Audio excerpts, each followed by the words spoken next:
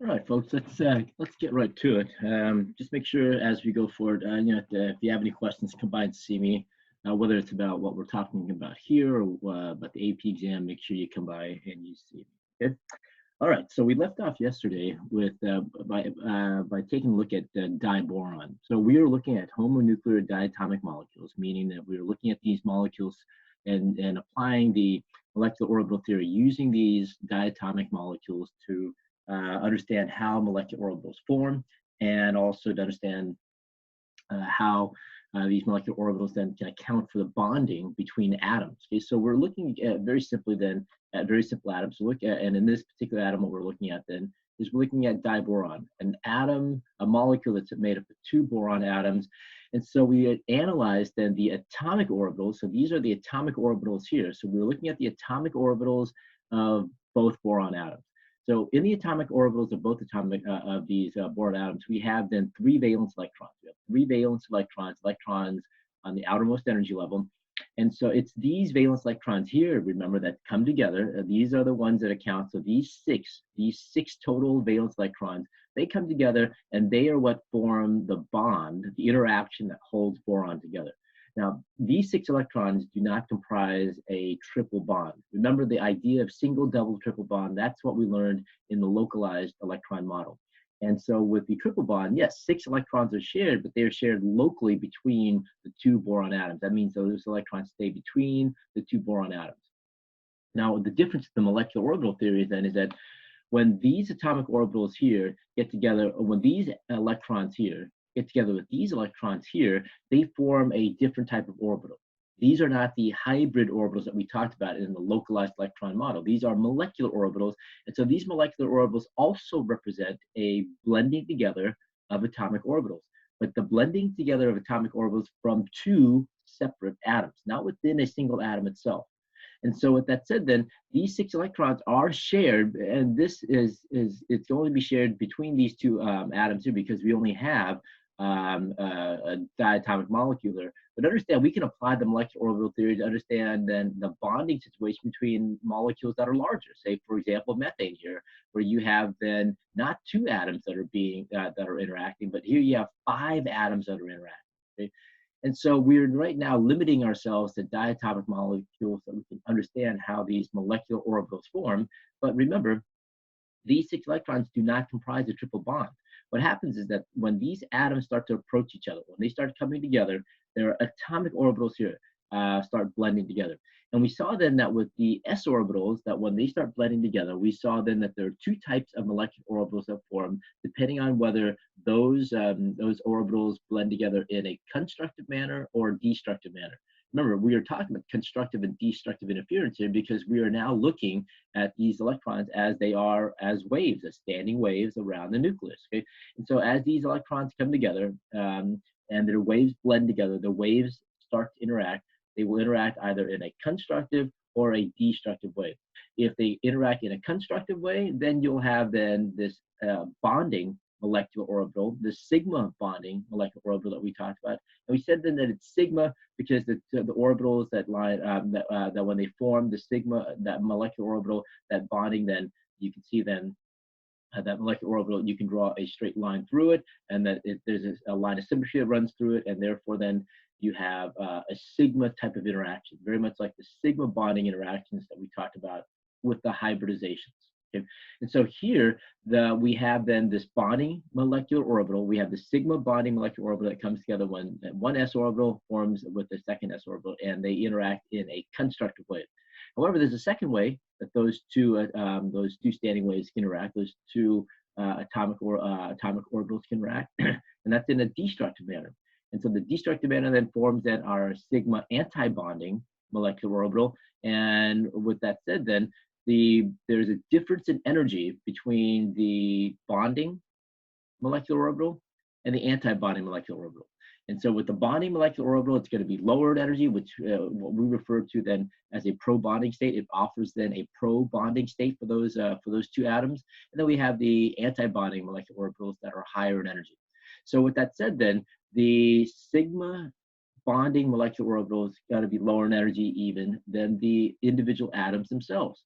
And so they'll get together, and these 4 electrons here in the 2s orbitals from each of these boron atoms will then find a location in both the in the bonding and the anti-bonding molecular orbital. Okay?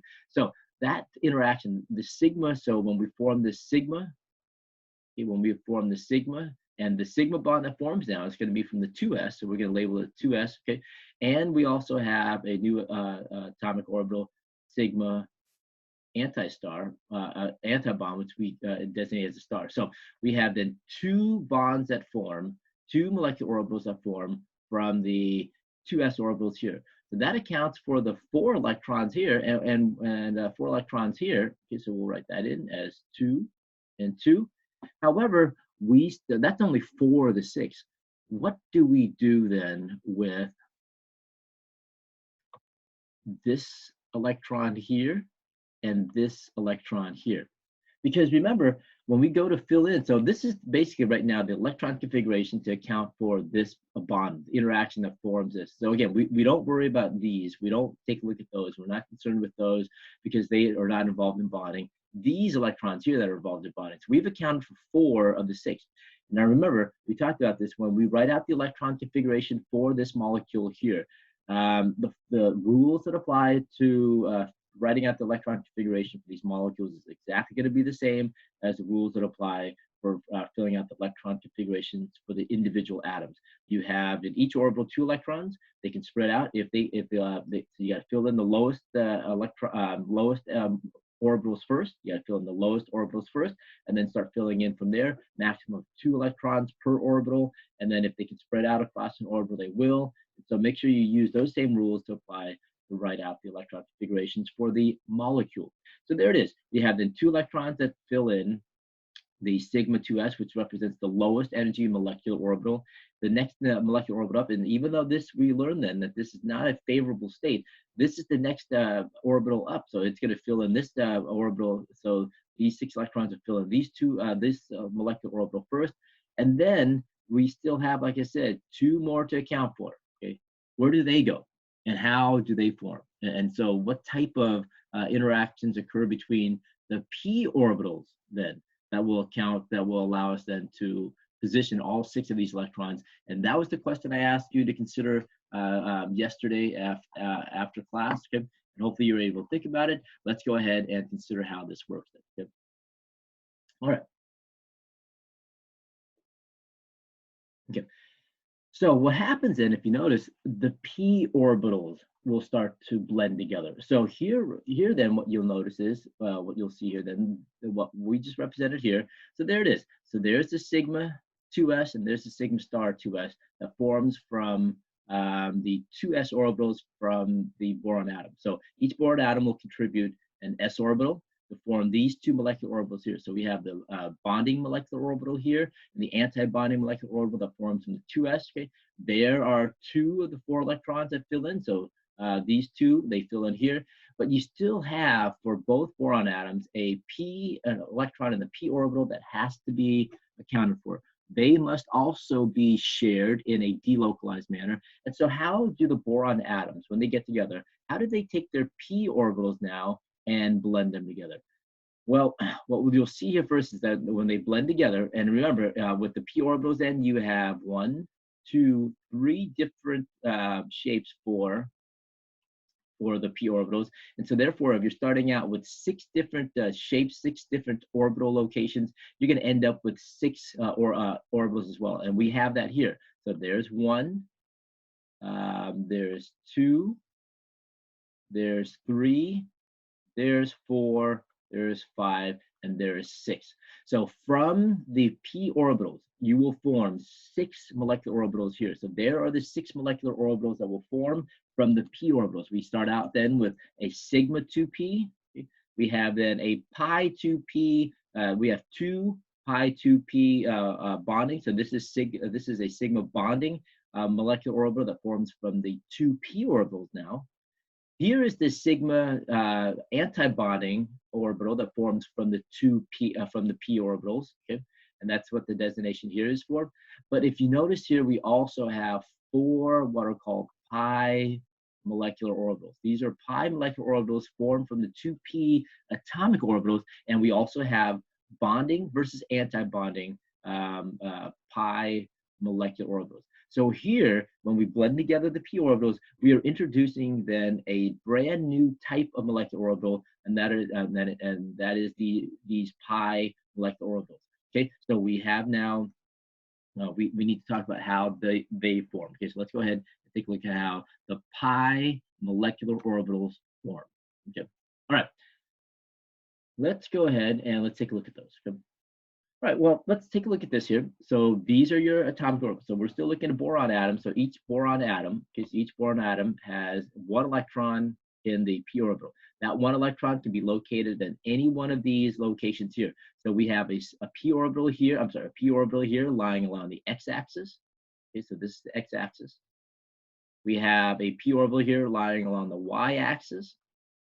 And so we know this from our discussion last year. And then we have a p orbital here along the z-axis. Okay, so we have three different orbital locations for each p orbital. So we have then one along the x, one along the y, one along the 3. That's a z. That's what accounts for the three orbitals that we talked about. It's the same thing holds true for this boron. So we'll say that this is boron number 1, and that's boron number 2. Okay. All right. So let's take a look at each one of these orbitals in turn. Okay, so let's take a look at how the this molecular orbital, this atomic orbital. So make sure you understand these are atomic orbitals here. These are the atomic orbitals from both atoms of boron. Okay, so we are dealing right now with the atomic orbitals. We're going to see how they line up and how they interact with each other to form those pi molecular orbitals that we talked about. Okay, so let's quickly take a look at the electrons, the orbitals on the x-axis first. Let's go ahead and take a look at that first. Okay, so here we have then the atomic orbitals. So we're just focusing on this this orbital space here, and this orbital, these orbitals from the p orbital. Okay, so if you notice here, they fall within a line. If you can draw a line straight through it. So when they interact, when they overlap in this manner here, when they overlap in such a way that you can draw a straight line through them, and that interaction then represents that sigma interaction that we learned about back in when we talked about the localized electron model. So this is a sigma interaction here. But this sigma interaction results from the overlap of the p orbitals along the x-axis. Now, I've arbitrarily chosen the x-axis here, but you could take this p orbital and line it up here, and then in that case you have the sigma interaction along the y-axis, or you can take this atomic orbital, line it up right here along the z-axis, and so therefore your sigma interaction is along the z-axis. I have just arbitrarily chosen to line up these two atomic orbitals, okay, these two atomic orbitals here from boron 1 and boron 2, so that they line up along this x-axis here. So the sigma interaction then is going to be along the x-axis. We take the p orbitals along that are lined up along the x-axis, and then you line them up. They line up so that you can draw a straight line through both of those. So therefore, this interaction then is a sigma interaction. That's how then this leads to the formation of the sigma 2p and the sigma 2p star. So this is the bonding and anti-bonding sigma orbitals for the form from the 2p. Now, unlike the interaction of the s orbitals, where you only get two molecular orbitals, we have to account for four more molecular orbitals. This is only accounting for two orbitals here. So these are two molecular orbitals that form. Okay, so you have two molecular orbitals form in a linear manner here and in a sigma interaction. Okay.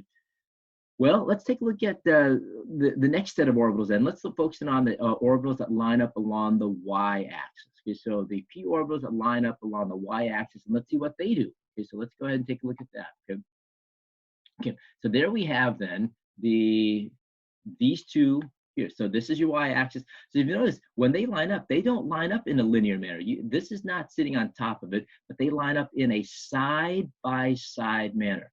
And so if you recall, when we talked about pi bonding interactions, back when we were discussing localized electron model, when the hybrid orbitals line up, that they're side by side. I'm sorry, when the p orbitals line up and they're side by side, then you have a pi bonding interaction.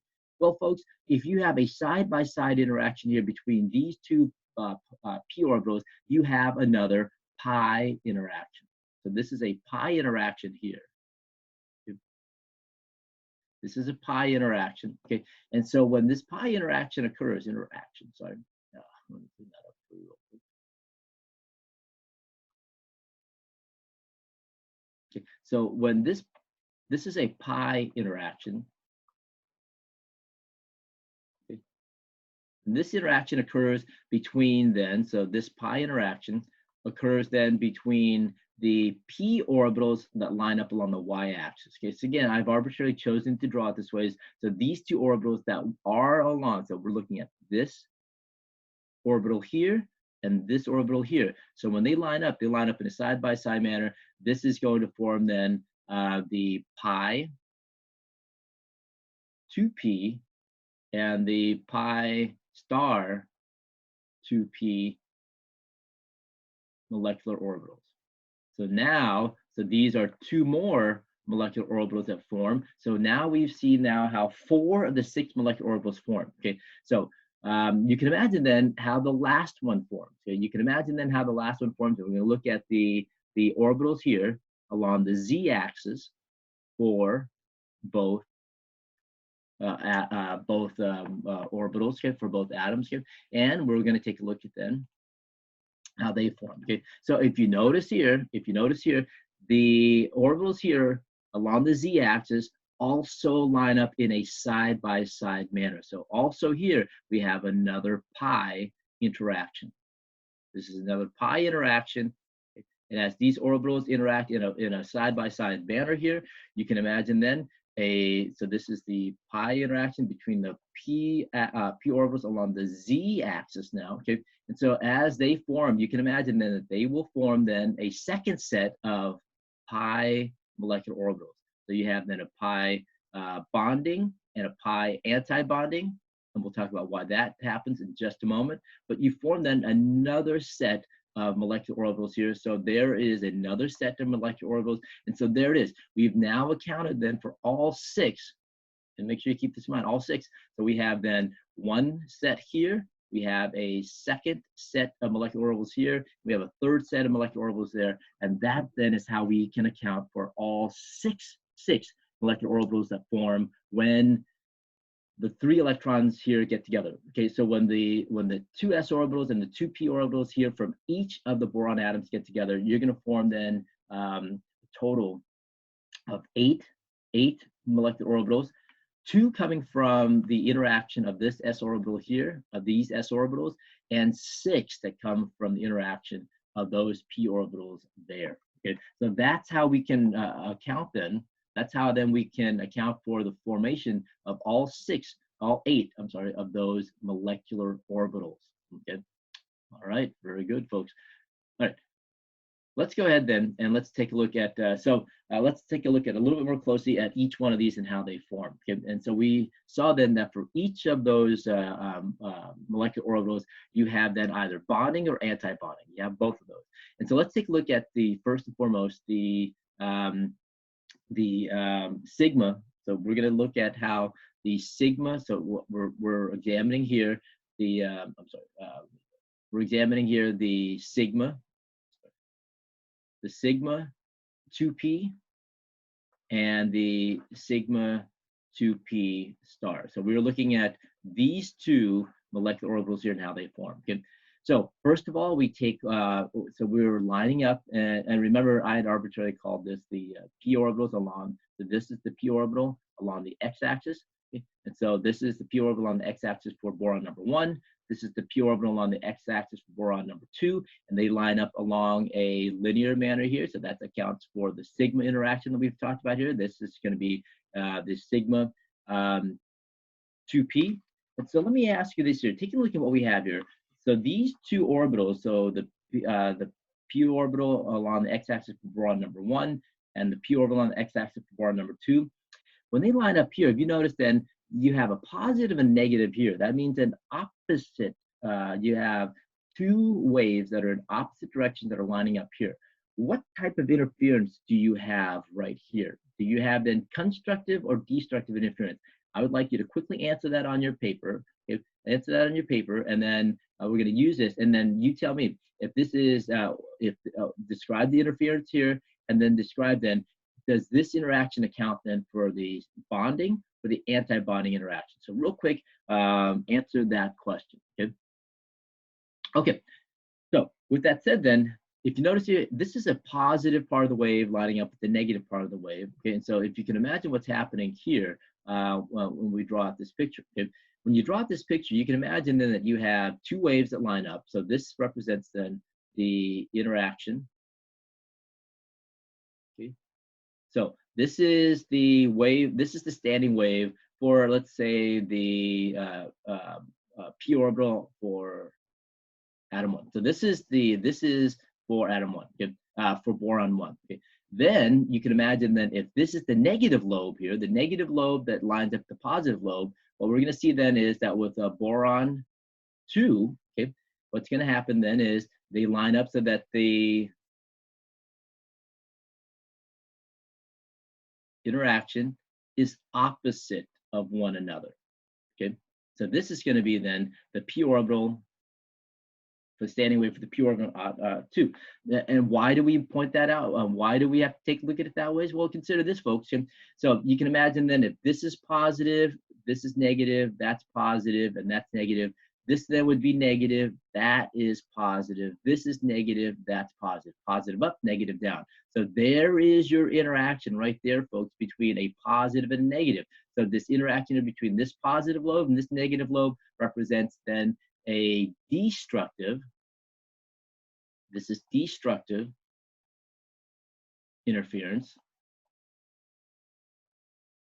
And if you notice from the bottom, then if you have destructive interference, this interaction here then accounts then for the sigma, for the sigma star, the antibonding. So this accounts then for the sigma antibonding from the 2p to the 2p orbitals. Okay, so that's the sigma antibonding. Okay? All right, very good. So let's go ahead then. If that is true, okay, let's go ahead and take a look at an. Oh, sorry.